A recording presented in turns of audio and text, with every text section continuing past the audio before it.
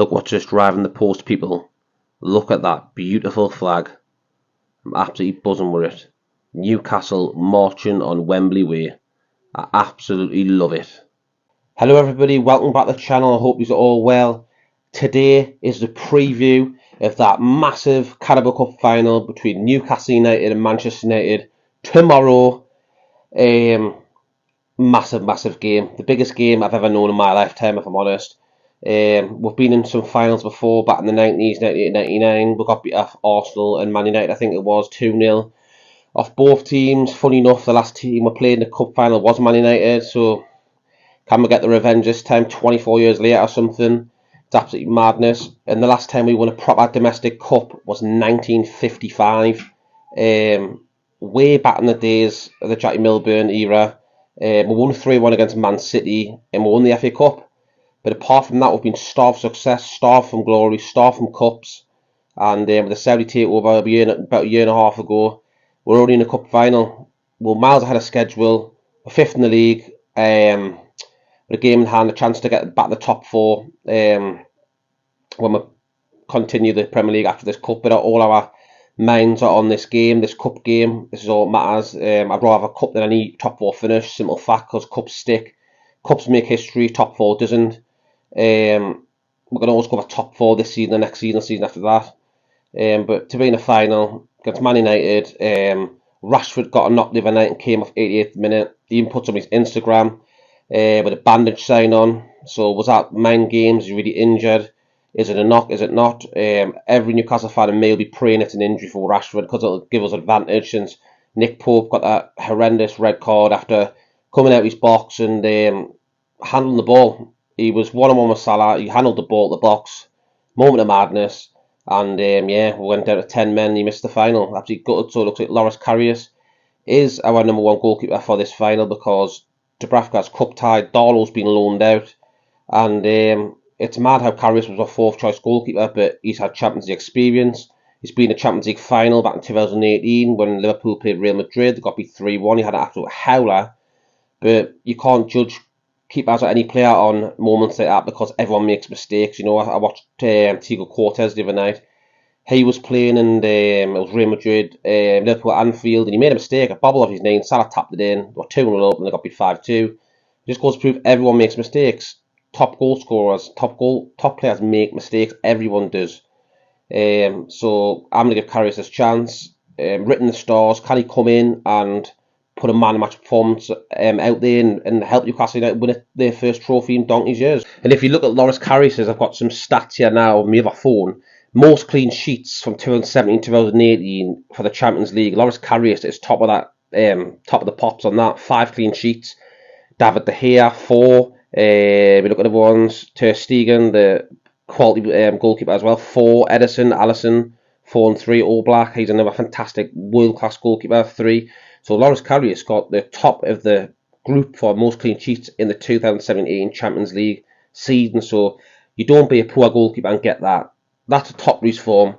And then he had a bad one after that when he had that 2 errors at Liverpool when Real Madrid beat them in the cup final, the Champions League. But give him a chance. I think that he's going to do well. I've got one of them feelings. It's written in the stars and see a headline in the papers. You know, Karius comes in, saves the day, blah blah. But I kind of think that's far ahead, because obviously cup final, massive game, a lot of emotions, nervous, excited, but more excitement, more buzzing that we're just there. We're there in a cup final at Wembley for the first time in 20 odd years. We'd never ever been here in Ashley era. There's no way we'd be in a cup final. It just goes to prove how bad he was. But don't need to talk about him. He's gone. Staveley, Gudusi, the Rubens, the Saudis, all came in, worked well with the whole club is just unreal united. The fans, the owners, on the pitch, the players, off the pitch, buying players in, making a great team, gelling them all in, buying quality players like Bruno and Trippier and Botman and Isaac. You know, we're still growing. You got to think we're only like a year and a half into this takeover. I'm already in the final, so we've done so well. This time last year we were at rock bottom of the Premier League, you know what I mean? So it's absolutely mental. To that year, it's just unbelievable. So imagine what we could do in 5 or 10 years. But yeah, Man United, a very hard game. They've got some world-class players. They've got Casemiro, they bought him from Real Madrid. He is an outstanding holding midfielder for me. Him and Bruno will be going head-to-head. You've also got his other Brazilian mate, Fred. He'll be in there as well. So there'll be them three in the midfield, battling it out. They'll be battling with Bruno, I mean. And it'll be interesting to see what happens in the middle of the park. Will Bruno handle Casemiro's strength?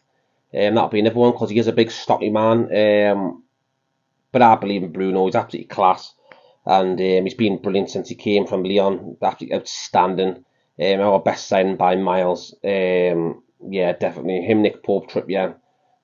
Class players and proper leaders. But yeah, Manchester United might be without Rashford.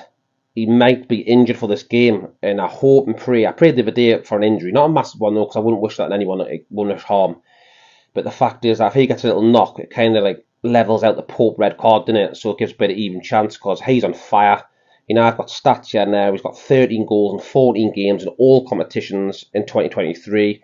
Newcastle have only 9 goals in 10 games in 2023. So we've dropped off. Instead of scoring 3 and 4s a game, we're scoring 1 goal. We're getting 1-1s, 0-0s. We're not scoring many goals, but we're not conceding many, apart from 2 at Liverpool at St James's the other week. But apart from that, we've been solid at the back, best defence in the league, and I believe we need to find that form back, keep a clean sheet, and why can't we go and win it 1-0? Why can't Bruno or Almiron or anyone just score a goal? Just get that ball in there. It doesn't matter how you do it, just go and win that cup now. Like Shearer said the other day, I watched an interview with him, just go and win it. That's what he said. Said, any advice for the lads, just go and win it. Go and win it. Just do whatever you need to do. An own goal, a penalty, anything. Just get this cup back to Newcastle because the scenes will be unreal. The town will be on lockdown. The bus parade on Tuesday. Can't even imagine that because it's just absolutely mental. The scenes will be amazing. You think that the Saudi takeover was amazing. People hitting cabbages on the street, celebrating, drinking cans, climbing the statues. It was absolutely unreal scenes. Imagine if we won a cup. It would just take off. The whole city would just take off. And it's just a massive dream, and let's please make this reality and bring that cup home to Tyneside. But yeah, Bruno Guimaraes is back after he served his 3-game ban. He's now back. He's raring to go. He's buzzing. Probably a good thing in a way because he's got fresh legs now. He's had a couple of weeks rest. I think it's a good thing because he looks shattered. And we've got a stat guard now. With Bruno, Newcastle have played 17 games, won 10. And without Bruno, Newcastle played 5 and won none. And there's the rest of the stats on the screen there. It just tells you it all. We are better with Bruno. He makes us tick. He's the final jigsaw piece to our jigsaw, and he makes the whole team tick back to front. And it's he's just one of them quality players who people look up to and will play better with him. Simple as that. Now I've got a few Premier League stats from Man United and Newcastle. Man United played 24, won 15. We've played 23, won 10. So they've obviously won more. The 8 points ahead of them, we know that. They had a good run of form, Man United. We'll give them that credit, you know, I mean, they are. They've drawn 4, we've drawn 11. That's the thing when Newcastle have drew too many games this season, but they've lost 5, we've lost 2. We've only lost twice this season. It was both to Liverpool at Anfield and at St James's. You know, but you look at that, if we can just keep the clean sheet, we can always win the game 1-0, I believe that. And goals, Man United have scored 41 this season, we scored 35, so we're not far behind them. But they've conceded 28 goals this season. We've conceded nearly half of that, 15. So that tells you it all. Our back five's been solid, but we'll Pope out there and carry us in. Will them 4 defenders trust what's behind them? I believe they will. The professionals end of the day. And we've had 12 clean sheets today, 10. But I truly believe that Karius is his chance to jump in now in the deep end and make a performance of his life to say, like, this is the audition for my first place in Newcastle United, if I'm honest. Because he's getting a chance now in the final. If he plays well, he could be challenging Pope for #1 spot, and he knows that. He knows that. And I think that's why he'll have a good game. Now I want to talk about one of Man United's players, Marcel Sabitzer. How on earth did he not get sent off the last game for that reckless challenge on that Leicester player? Above the kneecap, he could have broke his knee off, he would have crippled him for the season. VAR come out and said they didn't think it was a red card and it wasn't that bad. But if you look at Bruno's the other week when he stamped that player's foot or the ankle, he got a red card. First it was a yellow, then it went to VAR, then he got a red. What's the difference? If anything, that's worse. I'm looking at the screen now and that's worse. That was a worse challenge, and he got nothing.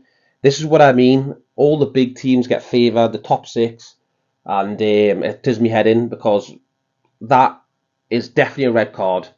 And people need to treat teams the same. Instead of treating the big teams, so-called top six, treat them differently. I'm getting pretty sick of that. Does me head in. So hope this weekend there's no cock-ups. The referee does his job properly, and the linesmen, the officials, and everyone gets it right. If there's any VAR decisions, please just get them right. Joe Willock. Now, I've got a little tweet from Keith Downey. It says, Eddie Howe says, Joe Willock is in the race against time to be fit for the Carabao Cup final, but says he's hopeful the midfielder will make it. I'm hoping that Willock does make it, because in recent times, on the left, him and Joe Linton have been unreal. The combinations between the flick-ons, the passes, the communication between them both to create chances has been really good down that left. So I hope Willock is fit. I think it'll be Joe Linton on the left, off the left wing up front, Almira on the right wing up top, and I think Callum Wilson will start. I think Isaac and Maxwell will be on the bench, because they're more like impact subs to me. That's a lot of pace to bring on in about the 70th minute, when Manchester United should be tired, because they've just played the Europa League match the other night against Barcelona. So will they get tired legs? And with these players coming on, that could give us a chance to nick the game. But I hope Willock players going to be Dizzle, it'll be Bruno, Willock, Sean Longstaff in the middle, and the back four will be Byrne, Botman, Trippier, and Fabian Shaw, and it'll be Karius and goal, and that'll be my team. Now I'm going to go on a bit what Eddie Howe says. Eddie Howe, in an interview, got asked about the players, about Bruno getting back, and he says he's okay, he's good.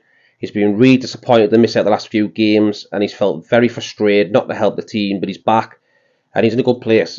Howe isn't the only happy to see Bruno back, with skipper Kieran Trippier welcoming him back to the team. Trippier says Bruno's massive. What he brings to the team is quality on and off the ball. The lads have missed him, of course we have, but we've dealt with it well. And then he goes on about Longstaff. Longy has been unbelievable this season, and players have stepped up, and that's what you need. There are going to be injuries and suspensions during the season, and you need everyone to be fit if they are called upon. I've been in a situation before where I've not been starting, and I've been called upon England, and I need to be ready. Everyone will get their chance at some point this season. You look at the goalkeeping situation, everyone has to be ready. And that's true, everyone does have to be ready. We have to be on the ball. The massive cup final. It's the biggest game of my lifetime, and please go and win this cup and bring it back home. I'll be very buzzing with that. It'll be an unreal scene at St James Park, and I just can't picture it in my head, because it's going to be it'll be amazing, simple as that. So let's see what happens. Let's go in there and perform well, and just do our best, lads. So here we go, people. There's my preview of the Carabao Cup final between Man United and Newcastle United. Let me know and leave your comments, and if also you could drop us a like and subscribe, that'd be great, and also press the bell notification so you'll be notified when I post new videos. That'll be fantastic. I'll leave it there, people. Next time I see you will be the match reaction of the final. I'll see you in the next one, people.